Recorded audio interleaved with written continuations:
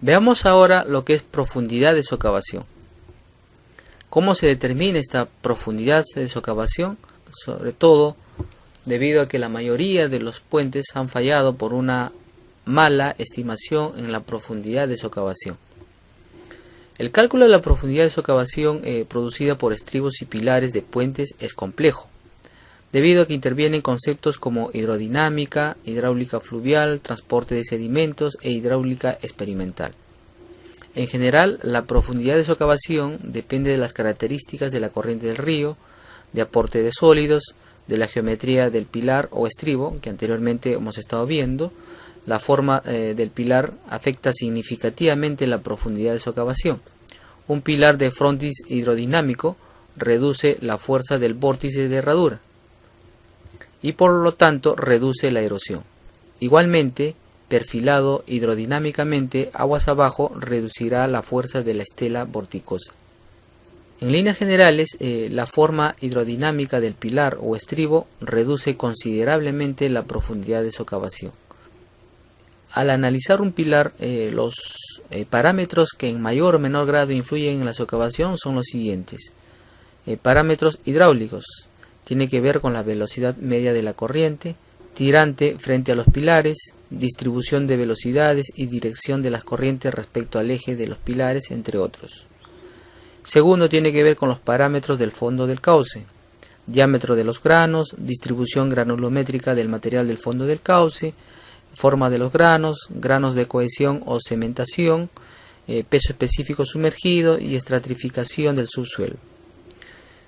3 vendría a ser los parámetros geométricos del pilar, vale decir ancho, relación ancho-largo y perfil de la sección horizontal.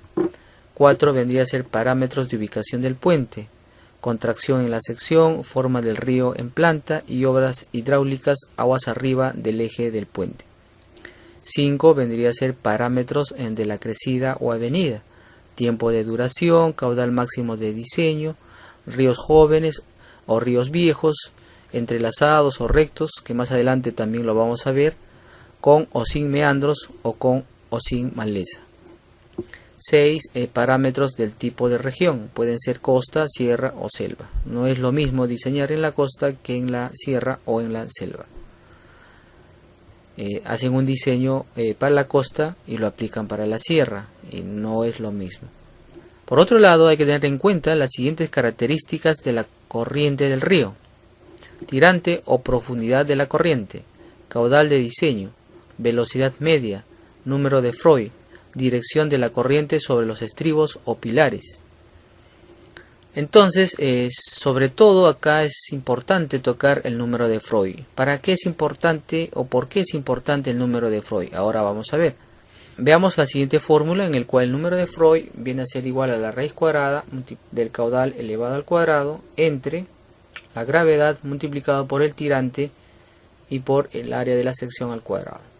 En otras palabras, podría salir el Q y el A y dentro de la raíz solamente quedaría 1 entre G por T. Lo he puesto de esta manera para expresarlo mejor en caudal y área. Alguien se pregunta por qué es importante el número de Freud. Esto para saber el comportamiento del río, ¿no?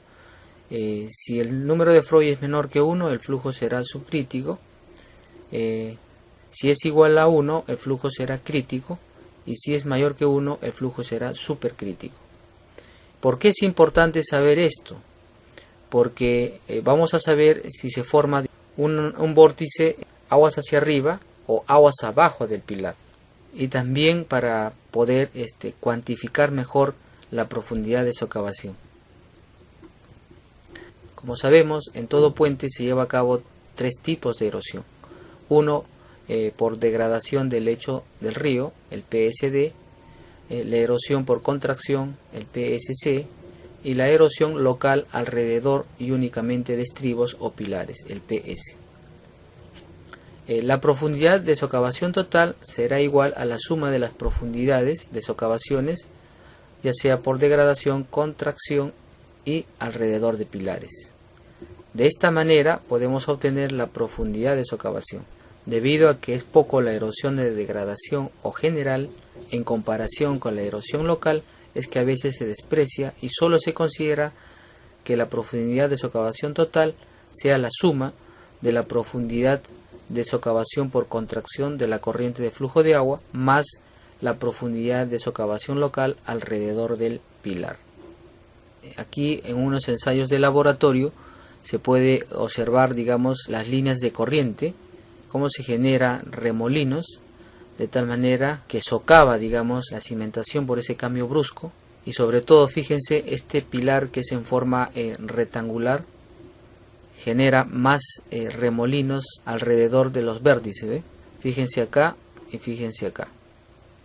De igual manera, aguas hacia abajo, donde se puede observar que lo que hace, digamos, la socavación es carcomer, digamos, toda esta zona y este material depositarlo aguas hacia abajo del pilar, ¿no? O sea, saca el material de esta zona para llevarlos aguas hacia abajo del pilar. Acá se puede observar las zonas de depósito, las zonas de socavación.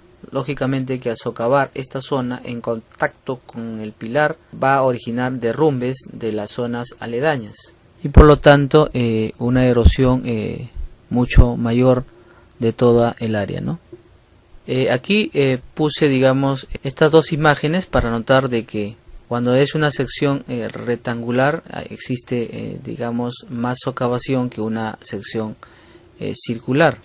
Aguas abajo del pilar se producen zonas de depósito, mientras que en la circular, digamos, el depósito está mucho más abajo que el pilar, ¿no? Hay una cierta separación que vendría a ser esta parte, a diferencia de esta que es un poco más pequeña, ¿no? Aquí se puede observar precisamente la erosión local en un pilar de puente, un vórtice, toda esta parte, y con la maleza, digamos, que se ha atorado, digamos, en el vórtice